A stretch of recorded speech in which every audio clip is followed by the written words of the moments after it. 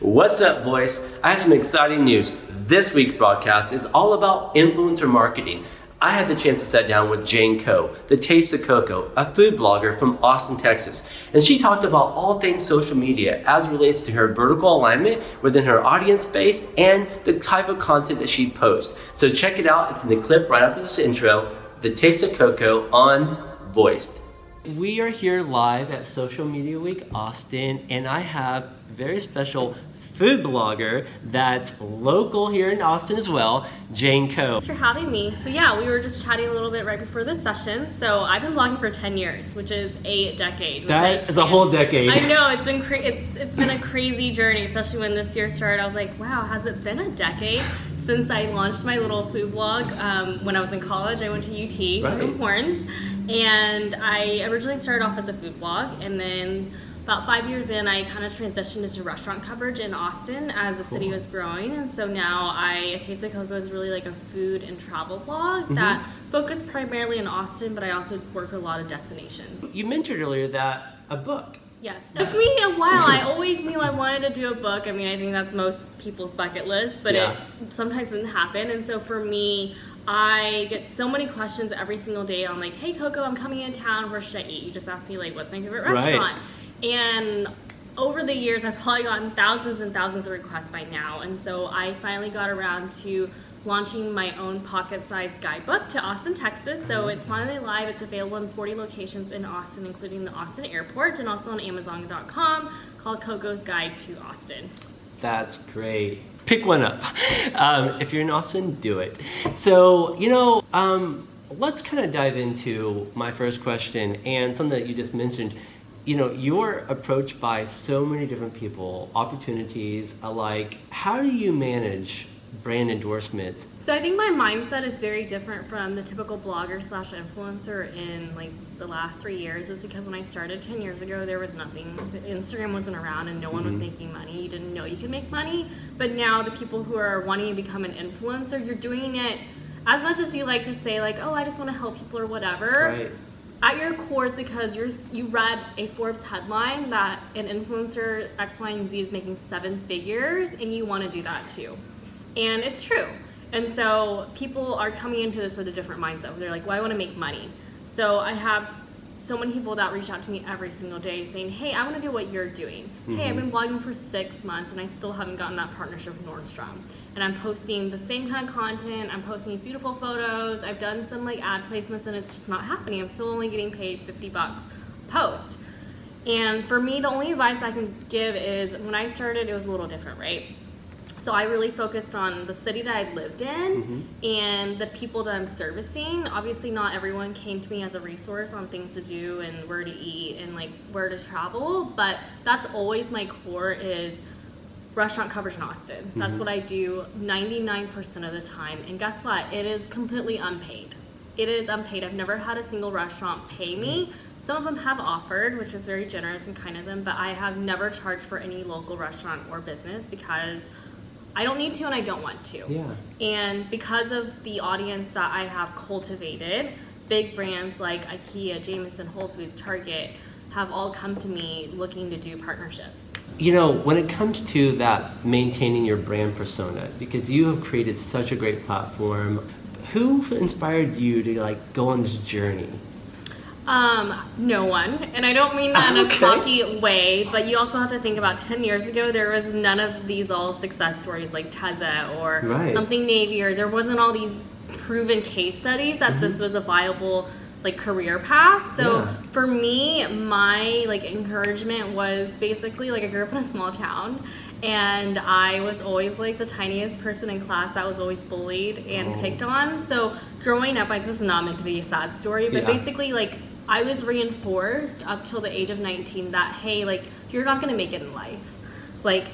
I barely got, top 10% and barely got into UT, and even going to UT, all of my peers wanted to become doctors and lawyers and all these big 6-7 figure jobs, and I knew I couldn't do that. So my motivation was, okay, that's not the path for me, but what can I do? So at that time, I was reading a couple of blogs and I was really inspired by how these women had created a platform where they could speak freely instead of like trying to pitch to a magazine or newspaper. Yeah. So I launched my own site and I just started writing. So that was my motivation. A true entrepreneur. Wow. How do you manage that anxiety today, or how did you manage it back then so that you can keep, that entrepreneurial spirit? So I still have anxiety. I am a workaholic. I work about 80 to 90 hours a week, and I work for myself, so there's not like a boss or someone who's telling me to do all these things. And I self-choose to work till 2 or 3 a.m. in the morning because I love my job and I get so many requests, and there's only so many hours in the day. Right. And the biggest thing I think I did for myself was I turned off notifications on my phone about 3 years ago. So Really? No email, no social media, no Instagram, like tweets, or the only thing I've turned on, I guess, that you can't just allow is text messages and phone calls. And so because I used to always get triggered when, you get that little ding. I know. And so I turned those off about 3 years ago. And then I think the other thing I did was I actually don't spend that much time on Instagram. I'll post my content. I will always respond to DMs because I'm pretty active on Instagram stories, and I get a lot of questions that come in every hour on DMs. But other than that, I stopped spending time scrolling the feed. I check in on accounts and friends or peers that I do like, to kind of see what they're up to and give them a little bit of social love, but I stopped scrolling the feed. How important are collaborations to you? I feel like I want to like shatter everyone's like perception because I understand the popular belief, like what is it called? Collaboration over like competition. Yes. Is the whole marketing term. Yeah. I think that is true, but I do think influencers and bloggers who have been doing it for more than 5 years, who are maybe making 6 figures from their business, the truth is like we really work independently. Like I don't see my friends for months just because of my workload. Because people are like, oh, why can't you go to more restaurants? Why can't you support more local restaurants? And I do try to. Like usually my schedule is about 2 to 3 a week. And these are very time consuming. They're about 8-hour projects each because I have to go on site, I have to shoot the photo, and I have to spend 3 hours editing the content, then writing the content. That's right. And people say like, why can't you just hire people to do that? If I did that, then I would have to start charging local businesses and local restaurants for that kind of content because it takes a lot to produce that kind of content. So when early influencers are like, oh, like, is there a network where we can all hang out? Do y'all go out to meetups and talk about what's going on? Like the truth is, there's not really, just because like we're all busy working on our own brands and projects. Yeah. And I think for the people who are not doing that, who do have a full-time job, they can't because they have their own full-time job. Yeah. And by the time they get home, they need to take care of their family, if they're like married or have a kid. Sure. They don't have time to do that. So I think the whole like collaboration is kind of like false. Yeah. Like it's just, I think it does exist, but I don't think there's a lot of these like networks just because we're busy getting stuff done. I agree. I mean, your grind, you're hustling, and when you have something that really ties into your identity, your own brand persona, you have to maintain a level of discipline. And I wanted to say this because I feel like a lot of girls specifically, because that's usually who reaches out to me, who's like, hey, I want to be part of the bloggers group, like how do I be friends with all of you guys? Or hey, how can I get invited to these events? And then they get really sad and they take it really personally. And the reason why I want to say that is it's not you. It's just the fact that everyone is really busy. Right. And do not take it personally. Like events are not that fun. I don't go to 90% of the events that are inviting me because that takes me away from getting some work done. Sure. And so I want to say that is because I think there's this like dreamy like idea that, oh, if I start an Instagram account and become an influencer, then I can go to all these events and all these big bloggers who have like 100K or 50 or whatever. Sure. Then I can become best friends with them and then we can all go on trips together. It's like a popularity contest. But it doesn't work that way. Yeah, they're only seeing from the viewer's perspective, not from the business owner perspective. Yeah, and like sometimes I do put photos of me and another blogger, but I can tell you we probably hung out for 30 minutes. Yeah. And then I was like, hey, I'm so sorry, I have to run off to a meeting. Yeah. Something that you were sharing with me earlier before this interview, we're talking about monetization and the fact that like Instagram has been like hiding likes on, and you downloaded me on this is something new that not all platform or profiles adopted, have this adopted to it. What's your like POV on what Instagram is doing and maybe where this is going? I have two thoughts on this. So I think that it does help with mental health, because when my likes got hidden about 4 months ago. And at first, I was scrolling and I was like, what's wrong with my app? Something's wrong, like buggy. Right. And then I realized, wait, I can't see any numbers because it just says, and thousands of people have liked this or seen this or whatever. And at first, I kind of panicked, but then within days, I was like, oh, I'm kind of relieved because I'm not looking at this girl who has 10,000 followers and she got 3,000 likes on this photo, because we all know that's not real, because that engagement just doesn't line up. Yeah. And so now that I don't see numbers, I am very, very relieved. So I do think that it helps in mental health, but I think on Instagram's part, it was also a marketing opportunity for them to further decrease the algorithm that decreases our engagement, because they're wanting brands, because influencer marketing, I think, is like what, a $5 billion industry, and that's $5 billion that's not going in Instagram's pocket for a platform that that Facebook now owns, and that's really not fair. As much as everyone's like, oh, it's not fair that Instagram's hiding my likes, and I'm like, we're allowed to be on this platform. Yeah. And the day that they decide to pull the plug, then my mindset's always been like, oh, thank God, now I can have a normal life.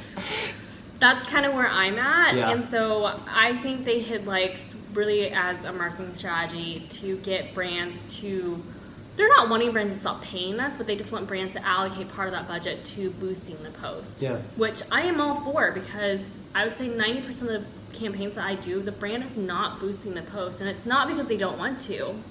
It's because they don't know how to, because the back end is still very confusing. Right. I think for any early influencer who might be coming to me right now and saying, hey, I hate my job, I want to do what you want to do, what should I do? I've tried the Instagram, it's not working. I actually think that Instagram is oversaturated, and I think that wave has come and gone. And I think that efforts would be best utilized towards using TikTok.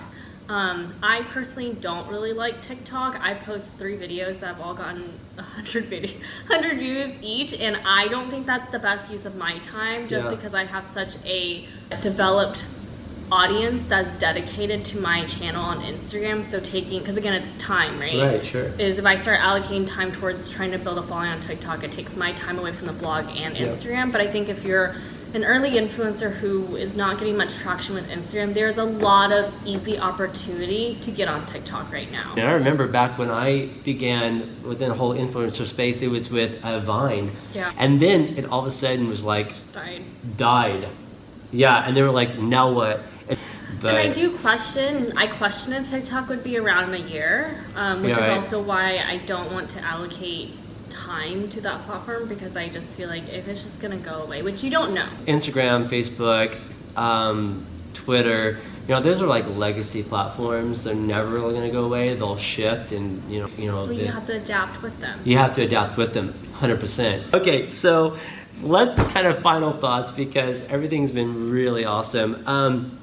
Give me like some 3 hot, like top of mind tips on what you wish you knew earlier when you were kind of kicking it off at UT that you know now, and what could be leveraged for if you're a new influencer kind of hitting the space now.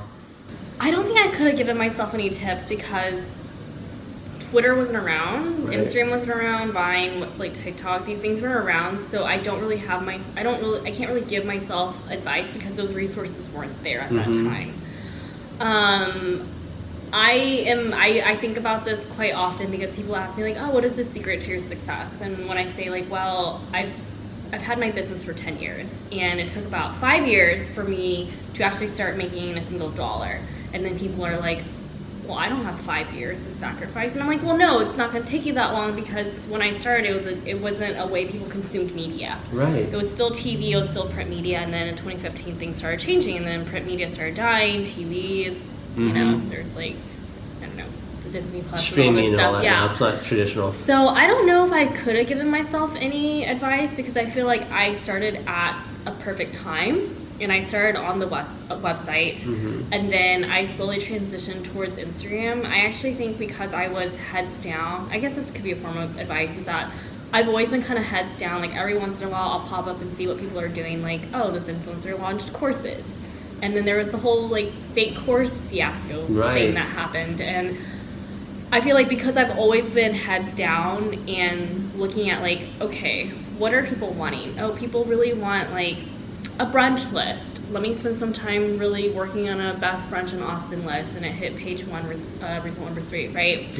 Is I've always listened to my audience of what they want, is servicing the normal non-influencer person. I think too many influencers get distracted and confused by what everyone else is doing, and they feel like they need to do that because they see that they're getting success from that, but they don't understand like that person has a developed platform. For example, right now, the coronavirus is quite timely, so I actually spent 7 hours yesterday here at the conference writing a blog post on the best Asian food spots here in Austin. I did it from the bottom of my heart because I know Asian restaurants are suffering right now, specifically Chinese restaurants. Did I know that I would wake up to my blog post being shared 300 times on Facebook? No, I didn't. And they're like, it's being shared all over the place right now. Like people are tagging me on stories, telling people to go like read my blog post. I did not know that was going to happen. You just don't know. I just think about like, oh, Chinese restaurants really need like some love right now because there's the whole myth that Chinese food gives you coronavirus. So really just keeping it authentic, you know, and dialing in the humanity part of it, you know, just like stop not trying to market just for marketing's sake to get those numbers, those views, and those impressions. Okay, so one final question. You did not anticipate this at all. What is your favorite binge-worthy show? Oh, no. Why do you ask that? No. Why did he ask that? So this is my favorite part of the day. It's when I get home and it's 9:30, I take a quick shower and I get on my couch at 10 p.m. and I turn on Netflix and I basically work in Netflix. Usually it's like Netflix and chill, but for me it's like Netflix and work until 2 or 3 a.m. because I will play a show in the background and I can just like power through like hours and hours of content editing. I do this every night. So I've gone through a couple of different shows. I really love Narcos. I also binge watched Money Heist, which is it's a foreign one, so it's dubbed, but it was also very fascinating. So I highly recommend both of those. Those are good binge-worthy shows. Don't forget them. Well, all right, Jane, thank you so much. You shared so many great insight, tips, and things that would really help any person, like from a new influencer to a person that is considering leveraging an influencer for their own marketing business and things. So this is great. Thank you so much for watching, all viewers. This is Jane Ko with A Taste of KoKo in Austin, Texas. We'll see you later. Bye.